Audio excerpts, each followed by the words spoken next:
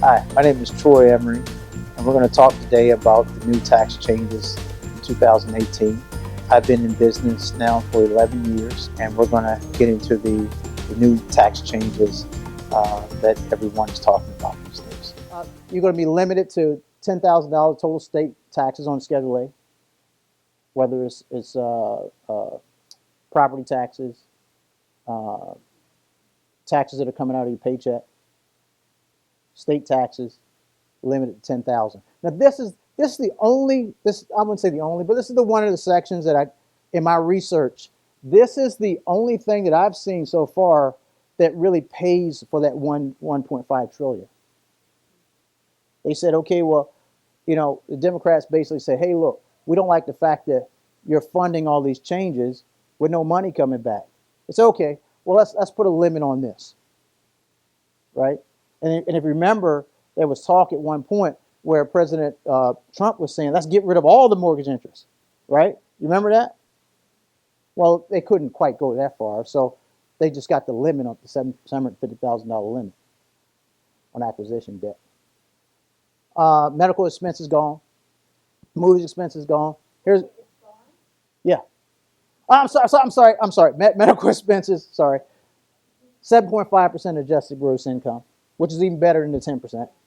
I'm sorry, I'm rolling a little bit too fast. All right, so movie expenses gone. Here's what we talked about: miscellaneous itemized deductions repealed, no longer deductible. So you might want to start telling some of your clients, hey, look, you're not going to be able to take that this year.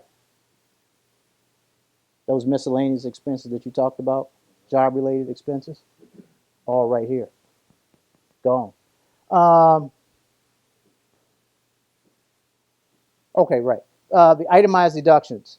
Um, Once your itemized deductions exceeded a certain amount, you're right here, beginning at 266,000 for single, 320. Your itemized deductions were limited, right? You couldn't take all of them. That's going to be gone now. There's no more phase out. So who does that help? That helps people that are high income earners. So let's go to the next slide.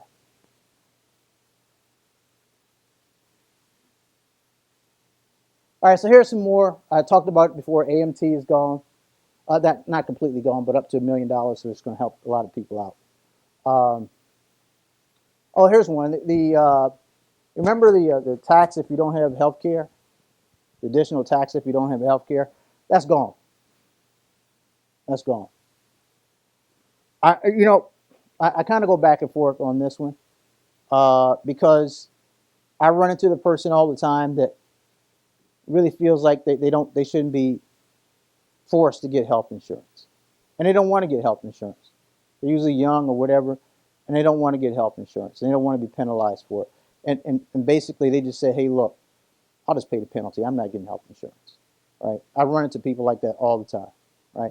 But on the flip side, this is going to make the health insurance costs go really, really high in this country. You know why? I mean, just think about it. In order to make the Obamacare work, everybody has to pay into it, right? But if you don't have an incentive to pay into it, then you got to share the cost with a whole lot of people that, hey, they're not paying into the healthcare system anymore.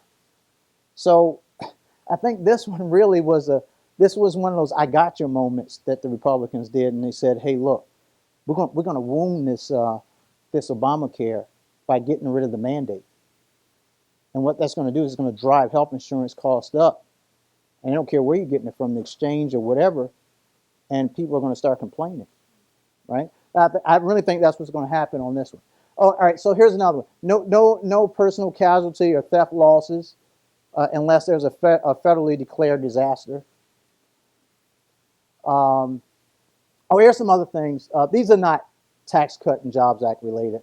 Uh, I don't know whether you fall into these categories, but I was one that went out and bought an electric car, and in 2018, it's going to be the last year you get $7,500 from the government. I think in 2019 it goes at first 6 months. I think it's 37.50, and then it goes down to 87. or something like that. I'm sorry, it's 1850. Uh, but the tax credits were really attractive, and that's why I bought an electric car. If you think about the federal credits were up to 7,500, and then the state of Maryland just wrote you a check for $3,000 just by buying a electric car, and then they were giving you free chargers and that sort of thing. So, when you think about the savings, this is the reason why I went out and bought an electric car. I like the savings. I did the numbers and it worked for me.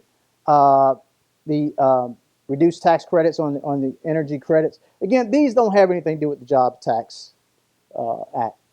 These things are going to be eliminated regardless of what. But it does tell you that the Republicans who really passed the bill, they weren't thinking about energy.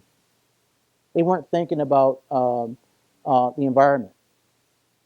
You can tell because look, if they're going to do a tax change, why wouldn't the incentives to really help the environment be in there at the same time?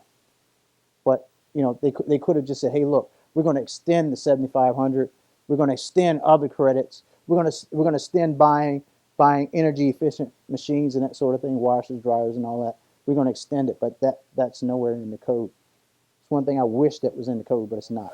If you guys want to reach me, you can reach me at 301-474-1040, or you can email me at troy_emery@tdecpa.com, or go out to our website, www.tdecpa.com.